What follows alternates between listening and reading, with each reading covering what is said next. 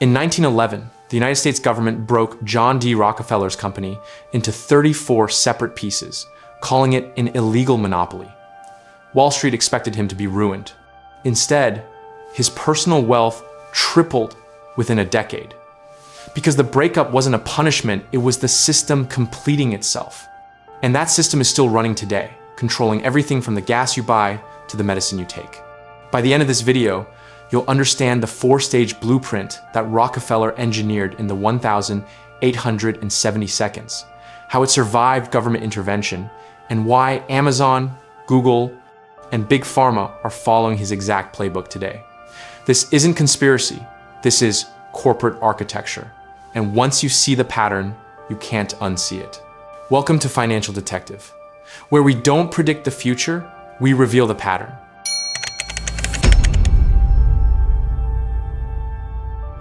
In 1870, John D. Rockefeller was 31 years old. He owned a small oil refinery in Cleveland, Ohio, controlling roughly 4% of America's oil refining capacity. Within 2 years, he controlled 25%. Within 10 years, 90%. This wasn't gradual market growth. This was systematic annihilation. The oil industry in 1870 was chaotic. Hundreds of small refineries competed. Prices fluctuated wildly. There was no stability, no predictability, and Rockefeller hated chaos. So he designed a system to eliminate it permanently. Here's how it worked. Rockefeller approached his competitors with an offer. Sell your refinery to me at a fair price, or I will destroy you. Most laughed at him. They were independent businessmen. They believed in competition. They believed the market would protect them. They were catastrophically wrong. Rockefeller had made a secret deal with the railroads. Oil refineries needed railroads to transport their product. Rockefeller negotiated a massive discount he would ship in volume, guaranteed. And in exchange, the railroads gave him rates 50% lower than his competitors. But the real genius was the rebate system. Not only did Rockefeller pay less, but the railroads also paid him a rebate on every barrel his competitors shipped. Read that again. Rockefeller's competitors were unknowingly funding his war chest every time they shipped oil. Within months, competitors couldn't match his prices. They couldn't get their product to market profitably. One by one, they came back to Rockefeller, desperate to sell. And now the price wasn't fair anymore. Now it was pennies on the dollar. By 1872, Rockefeller had acquired 22 of his 26 competitors in Cleveland in a 3-month period. Historians call it the Cleveland Massacre. But here's what people miss. Rockefeller didn't just want to dominate oil refining. He wanted to control the entire supply chain. Because control isn't about one piece. It's about every piece.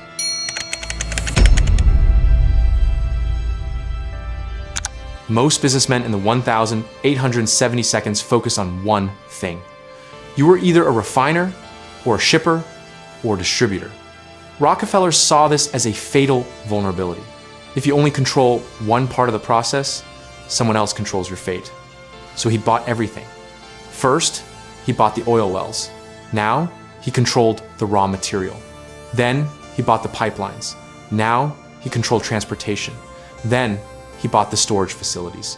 Now, he controlled distribution. Then he bought the railroads that shipped the final product. Now, he controlled delivery to market. By 1880, Standard Oil wasn't just a refining company. It was a vertically integrated machine. From the moment oil came out of the ground to the moment it reached a customer's home, Rockefeller controlled every single step. And if you wanted to compete, you had to beat him at every single stage simultaneously. You couldn't. Here's the math. A competitor could maybe build one refinery, but could they afford pipelines? Could they negotiate with railroads? Could they secure distribution contracts? No. Because Rockefeller owned the railroads, he owned the pipelines, he owned the distribution. This is vertical integration, and it didn't just make competition difficult, it made competition mathematically impossible. By 1880, Standard Oil refined 90% of America's oil. But more importantly, they controlled 90% of the infrastructure. Competitors couldn't enter the market because the market itself was owned. And here's a twist. This isn't just history. This is the exact model Amazon uses today. Amazon doesn't just sell products. They own the warehouses. They own the delivery trucks. They own the payment system. They own the cloud infrastructure that hosts competitors' websites. Jeff Bezos read the Rockefeller playbook and followed it step by step. Vertical integration isn't a monopoly in the legal sense. It's a competitive moat so deep that no one can cross it. But Rockefeller didn't stop at vertical integration. He added the second layer.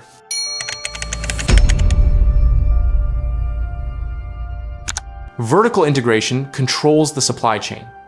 Horizontal integration eliminates competition entirely. And this is where Rockefeller became truly untouchable. In 1882, Rockefeller created the Standard Oil Trust. Here's how it worked. Standard Oil wasn't one company anymore. It was 41 companies, all operating under different names, all secretly controlled by the same board of trustees. Why? Because if you're a small oil producer, you don't know you're selling to Rockefeller. You think you're negotiating with an independent buyer. You give them your best price because you believe in competition. But all those independent buyers report to the same 9 men. They share information, they coordinate pricing, they eliminate bidding wars. The trust allowed Rockefeller to appear decentralized while operating as a single, coordinated entity. It was a shell game, and it was devastatingly effective. By 1890, Standard Oil controlled 88% of refined oil flow in the United States. But more importantly, they controlled pricing. They could drop prices below cost in one region to bankrupt a competitor, then raise prices everywhere else to recover the loss. Independent refiners called this predatory pricing. Rockefeller called it efficiency. And here's the critical detail. The trust structure made Standard Oil nearly impossible to prosecute. Which state had jurisdiction? Which company was the monopoly?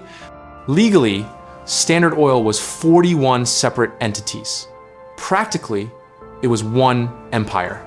This is the model every modern corporation follows. Google isn't one company. It's Alphabet, a holding structure with dozens of subsidiaries.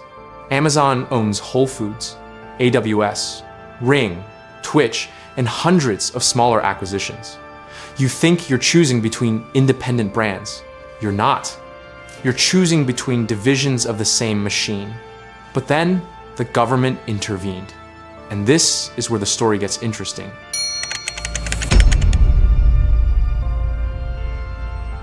By 1911, Standard Oil was the most hated corporation in America. Journalists called Rockefeller a robber baron. Politicians called him a threat to democracy. The Sherman Antitrust Act had been passed in 1890 specifically to stop monopolies like Standard Oil.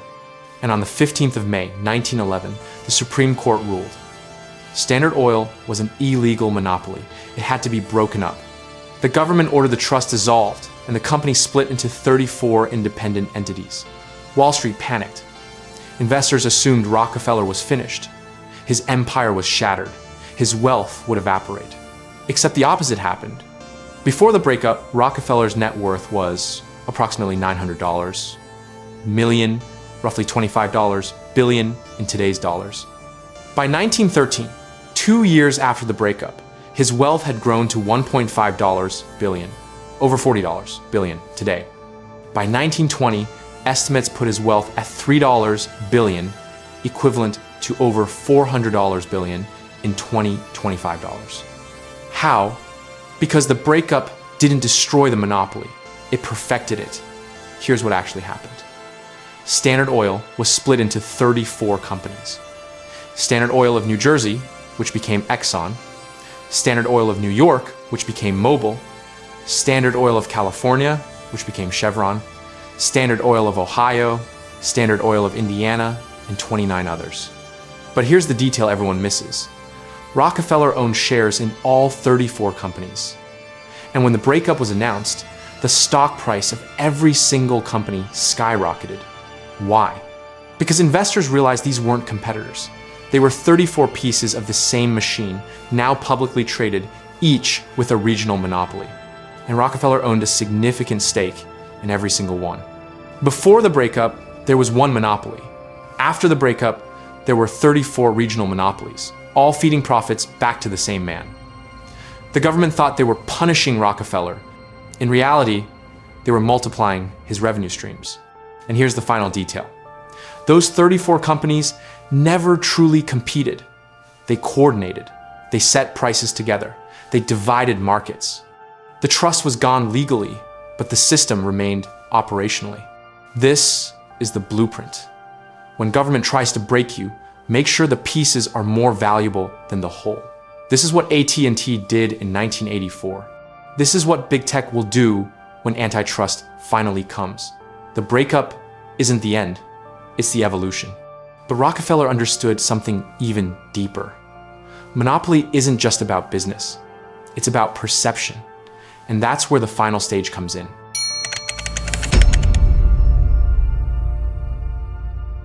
By 1913, John D. Rockefeller was the richest man in the world. He was also the most hated. Newspapers published cartoons of him as an octopus strangling the nation. Politicians campaigned on breaking his power. Workers despised him for low wages and dangerous conditions. So Rockefeller hired a public relations expert named Ivy Lee, the man who invented modern PR. And together, they designed the final stage of the system, the philanthropy mask. Here's how it worked. Rockefeller began donating massive sums to charity. He funded universities. University of Chicago received $80 million. He funded medical research. The Rockefeller Institute for Medical Research pioneered treatments for yellow fever and hookworm. He funded education. The General Education Board shaped the American school system. By 1920, Rockefeller had donated over $500 million, more than half his fortune. The public narrative shifted. He went from robber baron to benevolent philanthropist, from villain to savior. But here's what the history books don't emphasize. These weren't just charitable donations. They were strategic investments in shaping society. The Rockefeller Foundation didn't just fund medical research. It funded the research that determined which medicines would be developed, which treatments would be taught in medical schools, and which companies would hold the patents. Today's pharmaceutical industry follows the Rockefeller model. Patent the treatment, control the education system that teaches doctors, and make the cure more profitable than prevention. The General Education Board didn't just fund schools. It standardized curriculum. It shaped what children learned about history, economics, and business. And what did they learn? That capitalism works. That monopolies are bad unless they're efficient. That Rockefeller wasn't a villain, he was an innovator. This is the pattern every modern billionaire follows. Bill Gates funds global health initiatives, but the Gates Foundation also invests in pharmaceutical companies that profit from those initiatives. Mark Zuckerberg funds education reform, but the reforms align with tech industry needs. Elon Musk positions himself as humanity's savior, while his companies receive billions in government subsidies. Philanthropy isn't charity, it's public relations with tax benefits. And it works. But the final stage is the most important, because it's not about what Rockefeller built, it's about what he made permanent.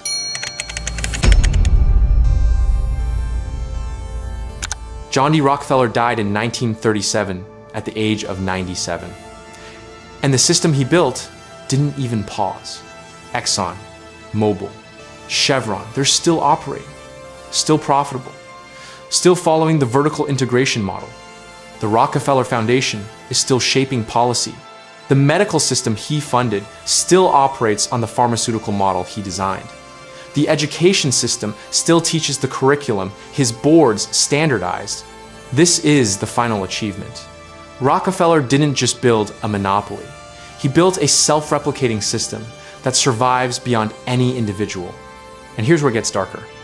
Because the system isn't limited to oil anymore. It's everywhere.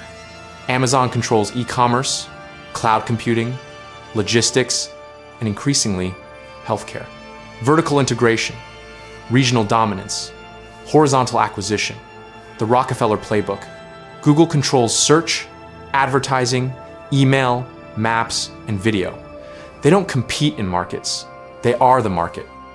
Horizontal integration, regulatory capture through lobbying, philanthropy through google.org.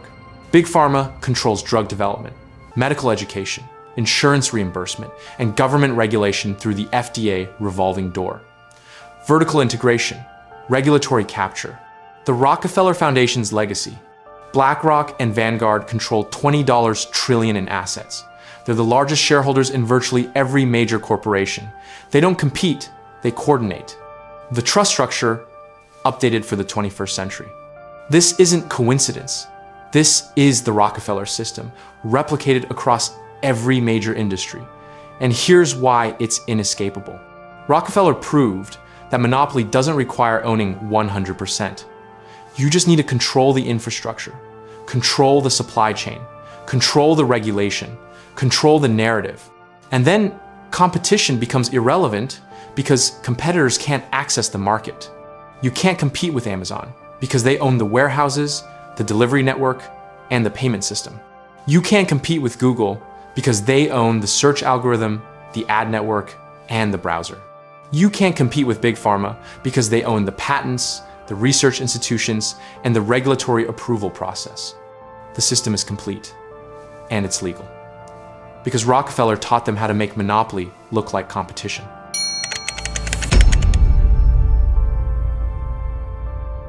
Here's the final truth.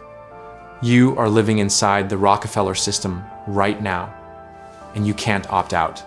The gas you buy, Exxon, Chevron, BP, all descendants of Standard Oil, still coordinating prices through OPEC and market agreements. The medicine you take developed by pharmaceutical companies that follow the Rockefeller Foundation's research priorities, taught in medical schools, funded by Rockefeller grants, approved by regulators who worked for those same companies. The products you buy online routed through Amazon's logistics network, paid through Amazon's payment system, hosted on Amazon's cloud servers. The information you access filtered through Google's search algorithm, monetized through Google's ad network, stored on Google's servers. You think you have choices. You're choosing between divisions of the same system. And here's why it won't change. Because the system doesn't need Rockefeller anymore. It's self-sustaining. The laws protect it. The regulators enable it. The public accepts it. And the philanthropy provides cover. When Amazon faces antitrust scrutiny, Jeff Bezos donates $10 billion to climate change. When Facebook faces regulation, Zuckerberg funds election infrastructure. When Big Pharma faces criticism, they fund disease research. The mask works. The system survives. And 150 years after Rockefeller wrote the blueprint, we're still reading from his script.